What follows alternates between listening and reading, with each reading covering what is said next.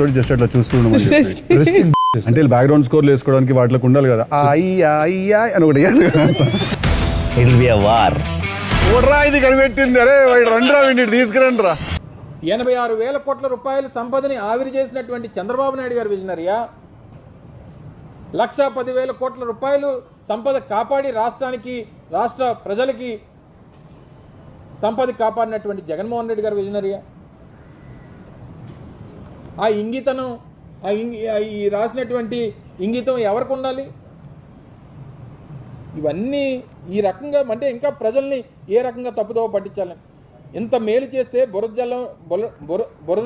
జల్లడం ఏంటి, ధర్మమేనా అని చెప్పి నేను జగన్మోహన్ రెడ్డి గారు అన్నారు. అంటే ఇవన్నీ వాస్తవాలను వెలికి తీయడం, ప్రజలపై 5 ఏళ్ల కాలంలో రకరకాల రూపాల్లో ఎన్నడూ వినని ఈ ఛార్జీలు వేయడం, ఈ రకంగా 25 ఏళ్ళలో ప్రజలపై 2 లక్షల కోట్ల భారం పడుతుందని ఆందోళన ఇది అని చెప్పి వారు రాశారు. సరే, మీరు చెప్పిందే వాస్తవం అనుకుందాం. ఒకవేళ మేము చేయడం వల్ల 1,00,000 కోట్ల రూపాయలు మిగలట్లేదని మీ ఆలోచన అయితే, లేదా మేము చేయడం వల్ల మేము ప్రజల మీద భారం మోపామన్నటువంటి మీ అభిప్రాయం అయితే, ఎంతకంటే నాణ్యమైనటువంటి విద్యుత్తు మేము అందిస్తామని చెప్పి మీరు చెప్పినటువంటి ఎన్నికల్లో హామీ నిజమైతే, ఒకవేళ మేము నిజంగా ఎక్కువకే కొనేసుకున్నాం అనేటువంటి అభిప్రాయం మీకు ఉండుంటే అగ్రిమెంట్ క్యాన్సిల్ చేసి మనం ఆ ధైర్యం ఉందా చంద్రబాబు నాయుడు గారికి?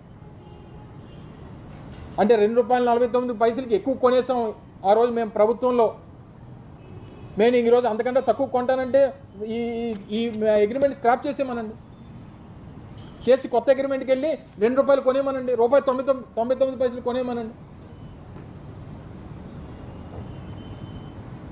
లేదా ప్రజల మీద అధిక భారం పడిపోతుందని అనుకుంటే రేట్లు తగ్గించమనండి, యూనిట్ ఛార్జీలు తగ్గించమనండి. చెప్పారు కదా నాణ్యమైనటువంటి విద్యుత్ ఇస్తానని చెప్పి ఎన్నికల్లో చెప్పారు కదా.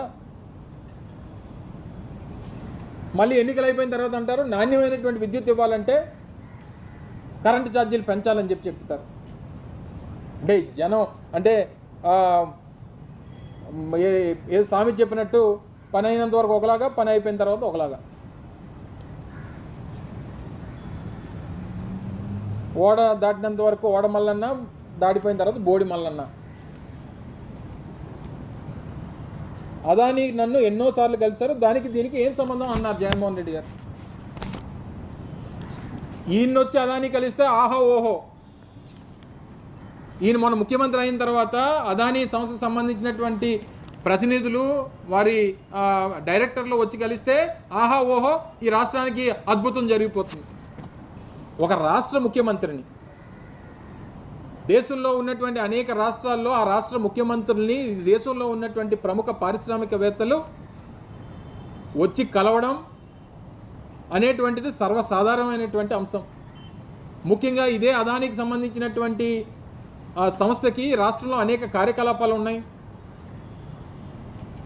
అనేక సందర్భాల్లో వచ్చి ఇదే విశాఖపట్నంలో మన ఏదైతే మనం ఆల్మోస్ట్ 130 ఏకర్స్ ల్యాండ్ ఈ దీనికి డాటా సెంటర్కి సంబంధించి ల్యాండ్ ఇచ్చాం.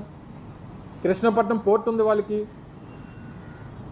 ఈరోజు అనేక రకాలైనటువంటి యాక్టివిటీస్ ఈ రాష్ట్రంలో ఉన్నాయి. ఈ యాక్టివిటీస్లో భాగంగా వచ్చి జగన్మోహన్ రెడ్డి గారిని అనేక సందర్భాల్లో కలుస్తుంటారు. అంటే జగన్మోహన్ రెడ్డి గారిని కలడానికి వస్తే లంచాలు ఇవ్వడానికి వచ్చినట్టు, చంద్రబాబు నాయుడు గారిని కలడానికి వస్తే పెట్టుబడులు పెట్టడానికి వచ్చినట్టు. ఇది